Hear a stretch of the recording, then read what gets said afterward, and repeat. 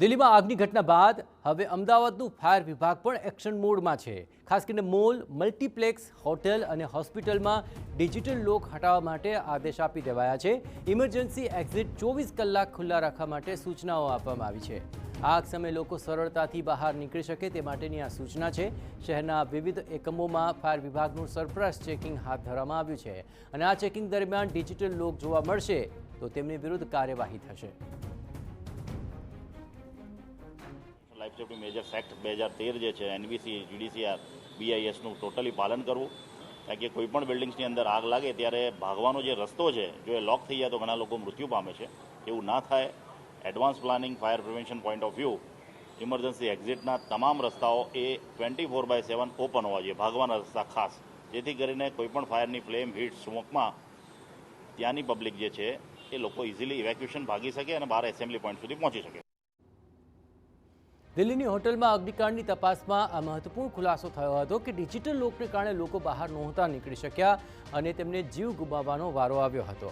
ત્યારે અમદાવાદમાં આવી કોઈ ઘટના ન ઘટે તે માટે ફાયર વિભાગે આ પ્રકારના ડિજિટલ કે મેગ્નેટિક લોકને દૂર કરવા માટે આદેશ આપ્યો છે, જેમાં મોલ, મલ્ટીપ્લેક્સ, હોટેલ અને હોસ્પિટલ જેવા કોઈપણ જાહેર સ્થળોના ઇમરજન્સી એક્ઝિટ 24 કલાક ખુલ્લા રાખવા માટે સૂચના આપવામાં આવી છે। સાથે ફાયર વિભાગના ચેકિંગ દરમિયાન જો ડિજિટલ લોક ધ્યાને આવશે તો તેમની વિરુદ્ધ કાર્યવાહી પણ થશે। અમદાવાદ ફાયર વિભાગ દ્વારા જે હોસ્પિટલને લઈને કેટલાક નિયમો છે તે જાહેર કરવામાં આવ્યા છે, જેમાં મેગ્નેટિક ડોર્સ હોય છે તેને લઈને એએમસી દ્વારા જે એડવાઇઝરી જાહેર કરવામાં આવી છે, જેમાં વિવિધ હોસ્પિટલ, મોલ સહિતની જે સંસ્થાઓ માટે અત્યારે એડવાઇઝરી જાહેર કરવામાં આવી છે તેને લઈને ફાયર વિભાગ દ્વારા એક ચેકિંગ કરવામાં આવી રહ્યું છે। તેમની સાથે જ વાત કરશું। સર, જે વિશેષ ચેકિંગ છે તે કરવામાં આવી રહ્યું છે, મેગ્નેટિક જે ડોર છે તેને લઈને કેટલાક સવાલો ઊભા થયા છે, કયા પ્રકારનું ચેકિંગ છે તે હાલ કરવામાં આવી રહ્યું છે?